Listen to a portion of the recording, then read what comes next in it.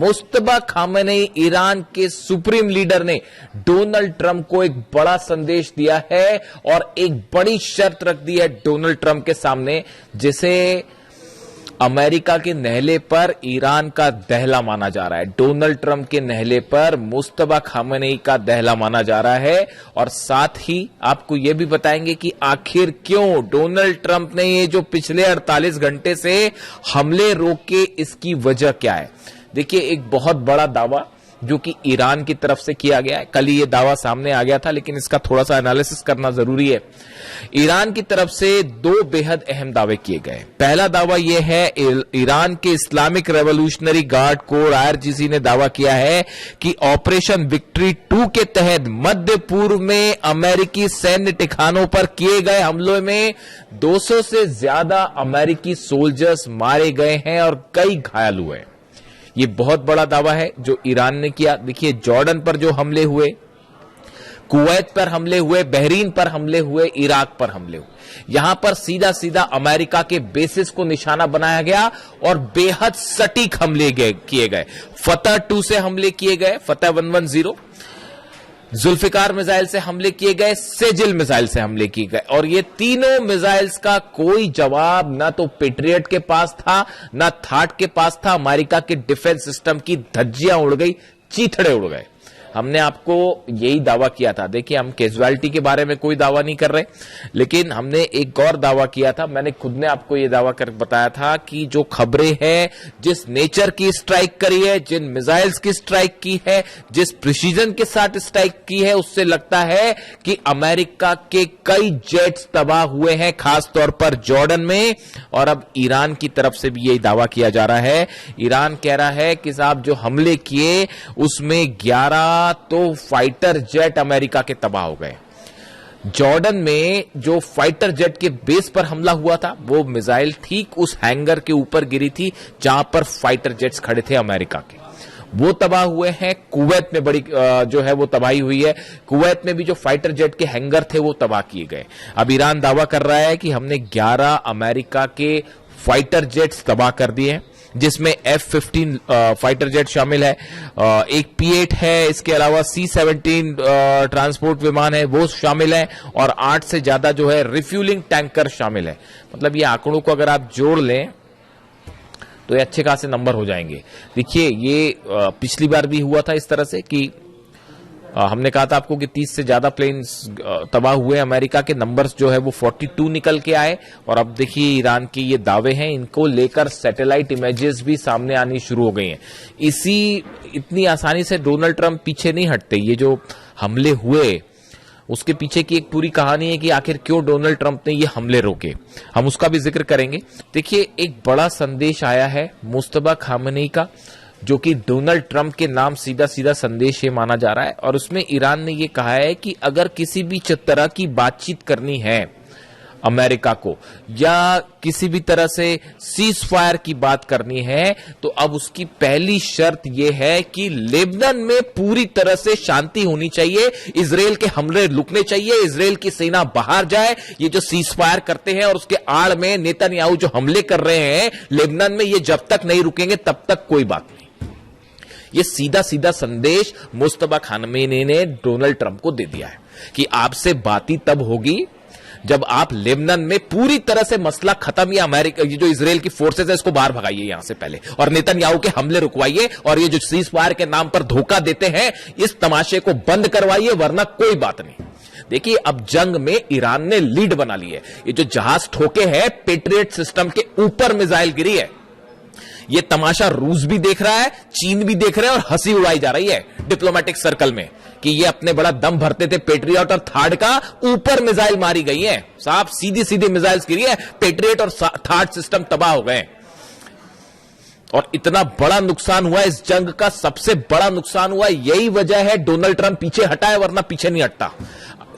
बैठक होती है व्हाइट हाउस में, मैं आपको एक वीडियो में पहले भी बता चुका हूं। व्हाइट हाउस में बैठक हुई, पीट हेग्सेट शामिल थे उसमें, डैन केन्स शामिल थे, अमेरिका के तमाम अधिकारी शामिल थे। उसमें बताया गया कि जो नुकसान हुआ है और कैसे पेट्रियट और थार्ड सिस्टम मिसाइल्स खत्म हो रही है, सिर्फ 900 मिसाइल्स बची है अमेरिका के पास। एक महीना में सिर्फ 20 मिसाइल बन पाती हैं, और जिस तेजी के साथ ईरान हमले कर रहा है तो उसमें तो एक महीने के अंदर पूरा डिफेंस सिस्टम ही खत्म हो जाएगा। इसलिए रुके ये हमला करने से। और दूसरी चेतावनी आ गई है ईरान की तरफ से कि नेटो के जितने बेसेस है सबको ठोका जाएगा, चाहे वो तुर्की में हो, चाहे इटली में हो, चाहे जर्मनी में हो। मैं आपसे उस पर चर्चा कर चुका हूं, इसलिए इस पर बात नहीं करूंगा। तो ये 6 बेसेस ऐसे हैं नेटो के जहां पर न्यूक्लियर वेपन्स होने की बात कही जा रही है, वो सबके सब खुर्रम शहर 4 के निशाने पे, और जेलेंस्की को भी जवाब मिलेगा। अभी जो कैस्पियन सी में जहाज जलाया है ईरान का, उसका जवाब जो है वो खुर्रम शहर 4 रेडी है, और वो 5 वाला वर्जन भी जो है वो शायद पहली बार अब यूक्रेन पर ही टेस्ट किया जाए, और वो 100% यूक्रेन को जवाब मिलेगा। आप लिखवा लीजिए, चाहे तो कैस्पियन सागर में जवाब मिलेगा, और या फिर जो है सीधा मेनलैंड पे हमले का जवाब मिलेगा। तो बैठक हुई, बैठक में यह तय किया गया कि भाई अभी जो असेसमेंट हुआ कि कितना नुकसान हो रहा है, उसमें ये बात निकल के सामने आ गई कि अगर आप लॉन्ग रेंज वॉर करते हैं, लंबी जंग की तैयारी करते हैं, पहली बात तो देखिए ईरान में वो रैपिड वेनेजुएला समझने की गलती कर रहे थे, तमाम समझाने के बाद भी कि उसको वेनेजुएला मान के चल रहे थे, और ईरान ने समझा दिया क्या है हकीकत। अब वो है वॉर स्ट्रेटेजी पूरी तरह से गड़बड़ा गई है। अमेरिका के जो सीनेटर्स हैं अपोजिशन के और जो कांग्रेसमैन है, उनके बयान सुनिए। डोनाल्ड ट्रंप की ऐसी तीखी आलोचना उनके प्रेसिडेंट बनने के बाद से नहीं हुई, और यह कहा जा रहा है कि मिड टर्म पोल हारना तय है डोनाल्ड ट्रंप का। उनके जो सीनेटर्स हैं अपोजिशन, वो सवाल उठा रहे हैं कि ये क्या घटिया रणनीति लेके आप वॉर में गए। ना तो आप जीत पा रहे, ना आप बाहर निकल पा रहे, ना ईरान के अंदर जा पा रहे, ना हॉर्मुज कैप्चर कर पा रहे, ना लीडरशिप चेंज कर पा रहे, ना ईरान की सेना का मुकाबला कर पा रहे। तो कर क्या पा रहे फिर? जंग करने के लिए किस लिए गए थे? हकीकत यह है कि अब इस जंग में ईरान ने जबरदस्त लीड बना ली है।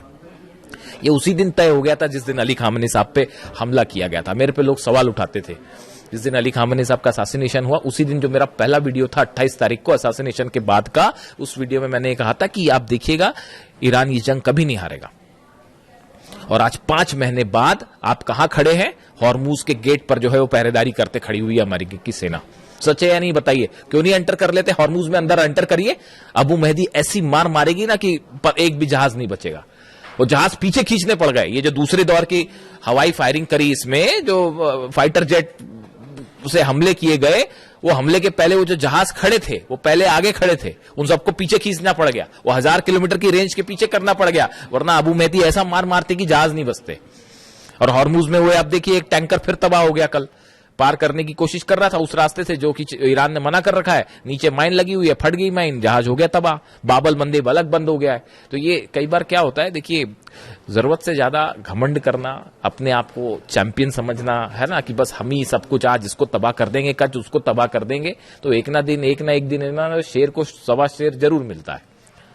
और यहां तो बहुत भारी शेर मिल गया है, मतलब भागने का रास्ता। अब वहां पे प्लानिंग चल रही है, वॉशिंगटन डीसी में व्हाइट हाउस में प्लानिंग चल रही है कि भाई ईरान की जंग से इज्जत बचाते हुए कैसे बाहर निकला जाए। अरे काय की इज्जत बचाओगे साहब? वो चाइना ने आपका एक एक चीज आपकी समझ ली है कि कैसे आपका तोड़ है। F-35 फाइटर जेट का तोड़ क्या है, F-18 का तोड़ क्या है, टॉम हॉक मिसाइल गिर गई और तो और छोड़ दिया। इससे बड़ी बात और क्या होगी? वो ईरान जो मलबा दिखा रहा है टॉम हॉक मिसाइल का, टॉम हॉक मिसाइल को मार के गिरा देने का मतलब आप समझते हो? वो सिर्फ मामला ईरान अमेरिका तक नहीं है। जब टॉम हॉक मिसाइल गिरती है तो चाइना उसकी पूरी पोस्टमार्टम कर डालता। अच्छा, इनकी ये मिसाइल इतनी स्पीड पे चल रही थी, इतनी ऊंचाई पे चल रही थी, इस सिस्टम से मार के गिराया। वो टॉम हॉक मिसाइल का तोड़ उसने निकाल लिया। F-35 जेट अगर गिर रहा है, F-35 जेट अगर तबाह हो रहा है, तो चाइना उसका पूरा एनालिसिस कर ले रहा है कि ये इतने ऊपर जाता है, इतने तेजी से मुड़ता है, इसमें इसको ऐसे टारगेट किया जा सकता है। वो पूरी काट निकाल ली अमेरिका के जितने वेपन्स हैं। आप देख लीजिए हालत क्या है। 18 शिप लेके आप पहरेदारी कर रहे हो, वहां पे खड़े हुए हो, अंदर जाने की आपकी हिम्मत नहीं है, खड़े हुए आप ईरान के दरवाजे पर।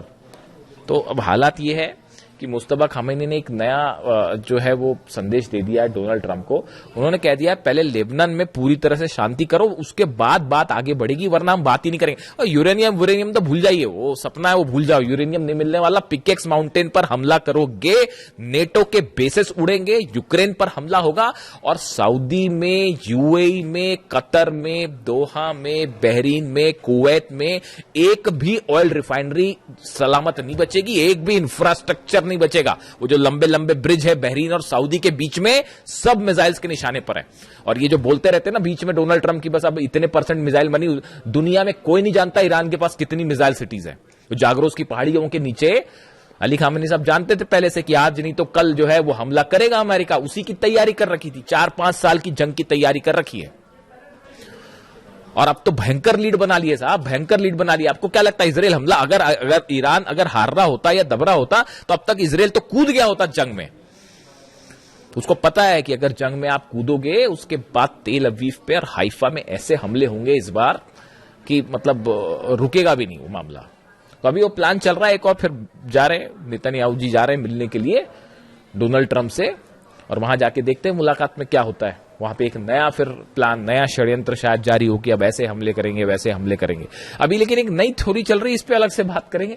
वो यूक्रेन ये जो बैठक हुई जिसकी मैं जिक्र कर, अच्छा पहले मुस्तफा खामेनी साहब की बात कर लें। इन्होंने जो ये संदेश दिया लेबनान वाला, इसको गेम चेंजर माना जा रहा है। वो जो है उन्होंने कहा हम अपने न्यूक्लियर प्रोग्राम पे कोई बात नहीं कर रहे, हम स्ट्रेट ऑफ हॉर्मुज पे बात ही नहीं कर रहे, वो तो बंद है, वो कोई नहीं खुलवा सकता। ईरान की परमिशन के बिना खड़ा हुआ अमेरिका, 5 महीने से खड़ा हुआ, स्ट्रेट ऑफ हॉर्मुज बंद है। वो जब ईरान का मन करता है खोलता है, जब मन करता है बंद कर देता। क्या कर पाए आपके एयरक्राफ्ट कैरियर दुनिया के? अब्राहम लिंकन क्या कर पाए और जेरल्ड आर फोर्ड क्या कर पाए? और वो लॉन्ड्री में आग लग गई तो भग लिए, वो अलग।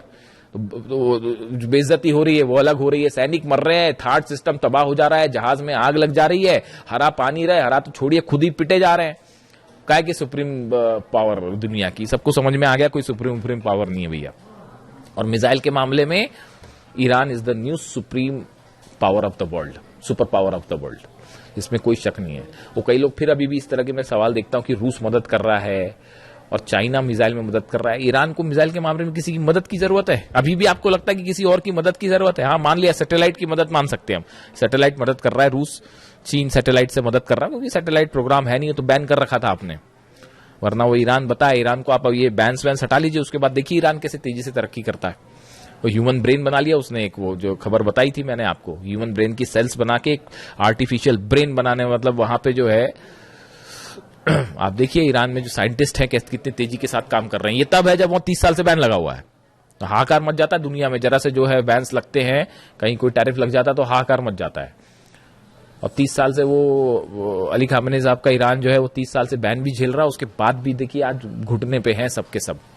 तो अब इन्होंने मुस्तफा खामेनी साहब ने बड़ी प्लानिंग के साथ मामला पूरा लेबनान पे शिफ्ट कर दिया है, और इसका मतलब यह है कि न्यूक्लियर प्रोग्राम पर कोई बात नहीं, बाद में देखा जाएगा, और हॉर्मुज पर कोई बात नहीं, बाद में देखा जाएगा, खोलना नहीं खोलना, बंद करना क्या करना है। पहले लेबनान में आप ये जो तमाशा चल रहा है लेबनान में हमले करने वाला, इसको बंद करिए पहले, उसके बाद ही आगे बढ़ेगी बात। अब डोनाल्ड ट्रंप ने डिसाइड करना है क्या करना है, यानी फोकस। अब देखिए कहने का मतलब यह है, ये खबर अहम इसलिए है, ईरान ने मन बना लिया है कि अब इनसे जो भी बात होगी नहीं होगी, करना है नहीं करना है, ईरान अपने टर्म पे डिक्टेट करेगा, अपने टर्म पे डिक्टेट करेगा। कोई बात अमेरिका की नहीं मानी जाएगी, ना उनके वो जो बीच वाले हैं बात करने वाले, ना उनकी बात मानी जाएगी। वही होगा जो ईरान तय करेगा, जो अहमद वाहिदी तय करेंगे, और अहमद वाहिदी वही तय करेंगे जो खामेनी साहब बता के गए और जो कासिम सुलेमानी साहब बता के गए। वो कासिम सुलेमानी साहब की जो स्ट्रैटेजी है ना, उसी से जॉर्डन ठोका जा रहा है, और उसी से कुवैत ठोका जा रहा है, उसी से थार्ड और पेट्रियट ठोके जा रहे हैं। इसीलिए नहीं डरते थे डोनाल्ड ट्रंप कासिम सुलेमानी से कि अगर कासिम सुलेमानी होते तो पता नहीं क्या हो गया होता। खुद डोनाल्ड ट्रंप ये कहते हैं पता नहीं कितनी तबाही मचाते हैं, और सही कहते हैं।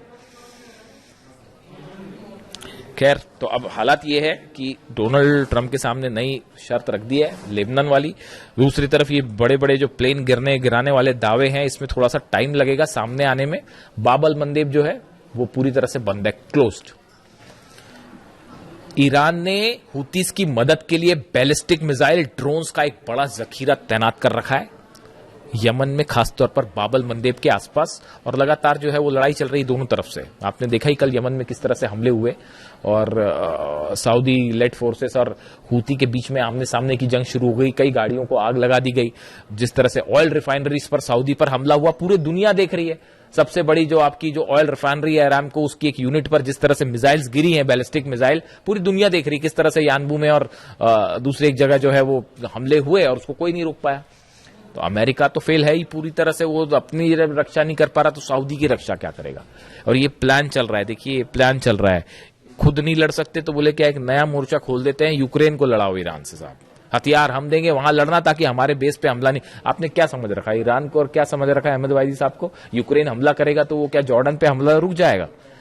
अहमद वाहिदी साहब ने, जो मेरे पास जो जानकारी है, ईरान की सेना ने, IRGC ने अपना टारगेट तय कर रखा है, पूरे अरब से अमेरिका को बाहर निकालो, ट्रम्प की सेना को बाहर निकालो, उसके बाद देखा जाएगा। इस टारगेट के साथ काम कर रहे हैं। और डोनाल्ड ट्रंप की कोशिश जो यूक्रेन वाला है उस पर अलग से बात करेंगे। वो यूक्रेन को भिड़ाने की कोशिश है ईरान से, सऊदी को भिड़ाने की कोशिश वहां पे जो है हूती को वहां मैनेज करने के लिए सऊदी को भिड़ा लो, यानी खुद पीछे रहो, हथियार देके दूसरे को लड़ा जाए, ये प्लान चल रहा है। लेकिन अभी हालात ये है, ईरान ने बड़ी लीड बना ली है। अब ये जो शर्तें रखी हैं मुस्तफा खामनेई साहब ने, इसका क्या होगा, बाबल मंदेब का क्या होगा, हॉर्मूज का क्या होगा, एक बड़ी जंग की तैयारी फिर शुरू है अमेरिका की तरफ से भी, इजराइल की तरफ से भी। इजराइल की एंट्री भी जल्दी हो सकती है, अगले 1 से 2 दिन में 30 तय हो जाएगी कि मामला जंग की तरफ, बड़ी जंग की तरफ। ईरान जान रहा है कि हमला होगा, आज नहीं तो कल फिर से हमला होगा, और किस रूप में होगा ये देखने वाली बात है। जो भी अपडेट होगा आप तक पहुंचाऊंगा। Thank you so much.